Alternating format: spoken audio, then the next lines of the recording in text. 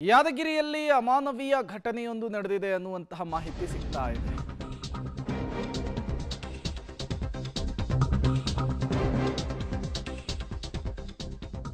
ಅನೈತಿಕ ಸಂಬಂಧವನ್ನು ಆರೋಪಿಸಿ ಮಹಿಳೆಯನ್ನ ನಗ್ನಗೊಳಿಸಿ ದೌರ್ಜನ್ಯ ಎಸಗಲಾಗಿದೆ. ತಲೆ ಬೋಳಿಸಿ ಸುಣ್ಣ ಹಚ್ಚಿ ಖಾರದ ಪುಡಿಯನ್ನು ಎರಚಿ ದೌರ್ಜನ್ಯ. ಶಹಪುರ ತಾಲೂಕಿನ ಚಾಮನಾಳ ತಾಂಡದಲ್ಲಿ ನಡೆದಂತಹ ಘಟನೆ. 16ನೇ ತಾರೀಕು ನಡೆದಂತಹ ಘಟನೆ ತಡವಾಗಿ ಬೆಳಕಿಗೆ ಬಂದಿದೆ. ಚಾಮನಾಳ ತಾಂಡದ ಮಹಿಳೆಯ ಮೇಲೆ ಈ ರೀತಿಯ ದೌರ್ಜನ್ಯವನ್ನು ನಡೆಸಲಾಗಿದೆ. ಕೆಂಭಾವಿ ಪೊಲೀಸ್ ಠಾಣೆಯಲ್ಲಿ 11 ಜನರ ವಿರುದ್ಧ ಇದೇ ವಿಚಾರಕ್ಕೆ ಸಂಬಂಧಪಟ್ಟಂತೆ ಕೇಸ್ ಆಗಿದೆ.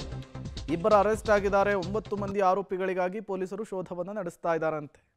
ನಾಗರಿಕ ಸಮಾಜ ತಲೆ ತಗ್ಗಿಸುವಂತಹ ಘಟನೆ ನಡೆದಿರುವಂಥದ್ದು ಶಹಪುರ ತಾಲೂಕಿನ ಚಾಮನಾಳ ತಾಂಡದಲ್ಲಿ.